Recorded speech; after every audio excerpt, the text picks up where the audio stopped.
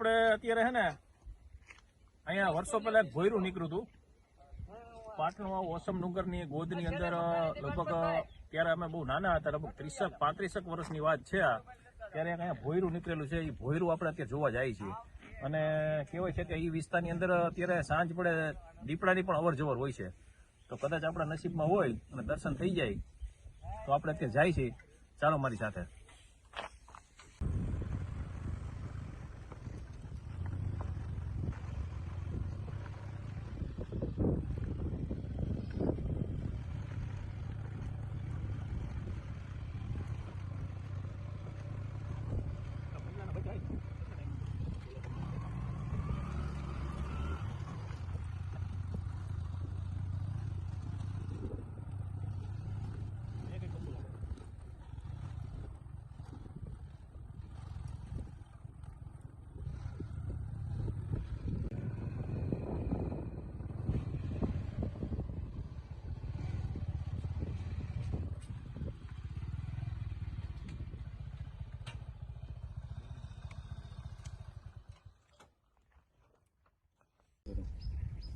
અત્યારે આપણે જે જગ્યા ઉપર આવ્યા છીએ ત્યાં રામાપીરનું મંદિર આવેલું છે.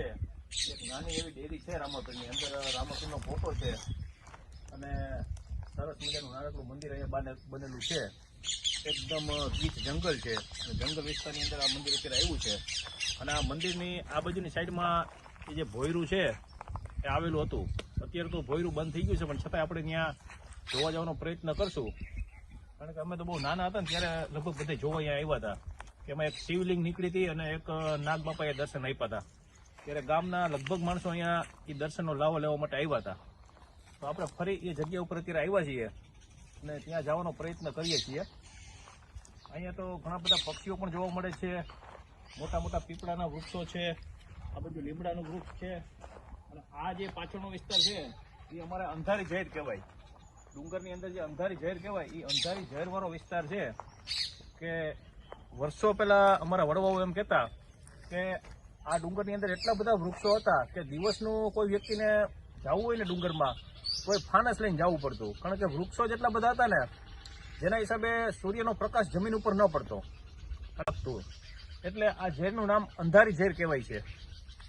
હવે તો બધા વૃક્ષો ઓછા થઈ ગયા છે એટલે બધું સ્પષ્ટ દેખાય છે. પણ છતાં પણ તમે એમાં અંદર જાઓ એટલે હજી પણ તમને એવો અહેસાસ થાય કે ખરેખર અંધારી ઝેર છે આ. આપણે અત્યારે સાથે ભેગી ચણી લઈ આવ્યા છીએ અને અહીંયા ઘણા બધા પક્ષીઓ છે. મોર છે, ચકલા છે, પોપટ છે વગેરે પક્ષીઓ છે. તો આપણે એના માટે ચણ પણ લઈને આવ્યા છીએ. તો આપણે ચણે નાખી દઈએ પક્ષીને. આપણા નસીબમાં જ્યાં વડલો બધો કેવો હોય અરે ચોર વડલો કહેવાય. આ વડલો હોય ને આટલો બધો ભેગુર વડલો હોય ને એટલે આ વડલાને ચોર વડલો કહેવાય. આવા ચોર વડલા અમારા ગામમાં પેલા ઘણા બધા હતા અને અમે તો ત્યાંથી નીકળતા ને એટલે બીતા. કારણ કે આ ચોર વડલામાં ન કરે નારાયણ કોઈ બેઠું હોય તો ખબર પડે નહીં રાતે આપને. જેની વળવાયું છે ને નીચે જમીન અડી ગઈ છે અને વર્ષો જૂનું વૃક્ષ છે. લગભગ 100 વર્ષ તો થઈ ગયા છે આ વડલાને. ચાલો આપણે આગળ જઈએ. હવે આપણે ચણ ભેગી લેતા જઈએ. અહીંથી ચાલતા ચાલતા જ આપણે જઈએ. જો અહીંયા આપણે આવ્યા છીએ ને ભોયરું જોવા. આ નીચેની સાઈડમાં ભોયરું છે. જે અહીંથી અંદર જવાય છે પણ હવે અત્યારે તો એકદમ ગીચ જાડી છે એટલે એમાં અંદર જવું શક્ય નથી. એટલે આપણે બહારથી જ અત્યારે નજારો જોઈએ છીએ. પહેલાં અહીંયા જૂની ખાયણું હતું. પહેલાં અહીંથી બેલા કાઢવામાં આવતા એટલે જૂની ખાયણું છે. આ ખાયણુંવાળો વિસ્તાર. બેલા આપણે જે મકાન બનાવવા માટે ઉપયોગ કરી છે ને એ બેલાની ખાયણ અહીંયા છે. અને અહીંથી એનું કામ ચાલુ હતું. એ કામ કરતાં કરતાં અચાનક જ આ ભોયરું નીકળ્યું હતું. પછી જેમ જેમ ખોદતા ગયા ને ઊંડું ઊંડું ભોયરું નીકળતું ગયું. એટલે લોકોને ખ્યાલ આવ્યો કે અહીંયા કંઈક છે અને આ ભોયરાની માહિતી લોકોને મળી. અત્યારે આ જંગલ વિસ્તાર છે એટલે આમાં બહુ અત્યારે અંદર જવાય એવું નથી. કારણ કે આમાં તો ખૂબ ભાઈ પ્રાણીઓ અત્યારે વાસ કરતા હોય અને ખોટું રિસ્ક લેવું. આ ડુંગરનો પાછળનો વિસ્તાર. જો આ રસ્તા ઉપર આપણે નીકળે ને જો અહીંથી આમ નીચે જવાય એવું છે ભોયરામાં. પણ જવું શક્ય નથી ત્યાં અત્યારે, કારણ કે ચારેકોર અત્યારે જંગલના કાંટા ને બધું એવું છે, એટલે એમાં આપણે હાલી શકીએ એમ નથી.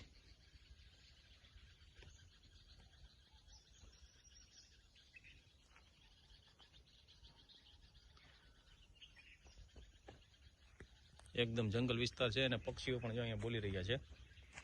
તો હવે આપણે જે બેલાની વાત કરી હતી ને કે જૂની ખાઈણું છે, જો આ બધી ખાઈણું છે, આમાંથી પેલા બેલા કાઢવામાં આવતા. આ બધી ખાઈણું ખોદેલી છે અહીંયા, જે આ પથ્થરની ખાણ છે. વર્ષો પહેલા અહીંથી બેલા કાઢવાનું કામ ચાલુ હતું. જો આ બધા હે ને આમાંથી બેલા નીકળતા. હજી નીકળે એવું છે, પણ હવે કોઈ કાઢવાળું છે નહીં, એટલે હવે નથી નીકળતા. જો અહીંથી આ ભોયરામાં જવાનો રસ્તો અહીંથી જાય છે આમ અંદર.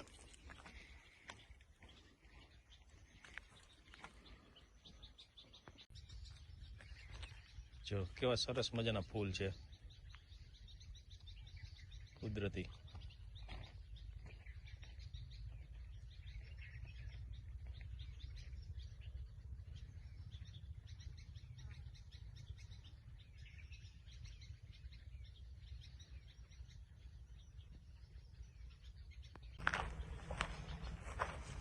અહીંયા પક્ષીઓ ખૂબ જોવા મળે છે, તો આપણે અહીંયા પક્ષીઓ માટે ધ્યાન રાખી દઈએ. એટલે સવારમાં વહેલા આવી અને પક્ષીઓ બધી ચણાએ ચણી જાય. જય રામાપીર.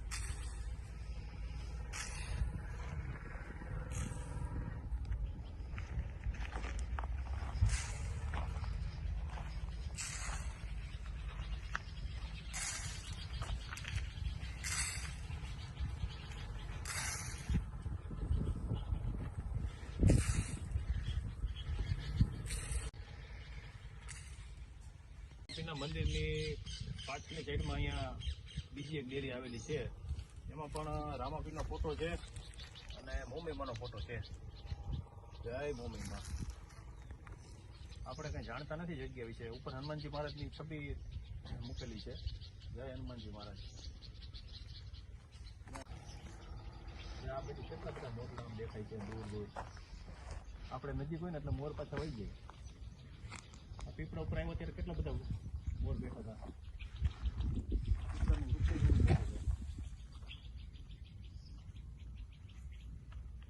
શું છે કઈ ડુંગર આવી ગયો એટલે વધારે કઈ આ બાજુ ન હોય ને પછી ખાણું હતી એ હવે તો બંધ થઈ ગઈ છે.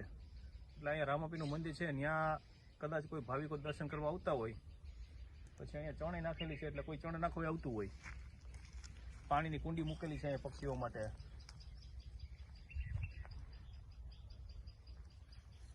આવું છે અમારું પાટણ વાળું ઓસમ.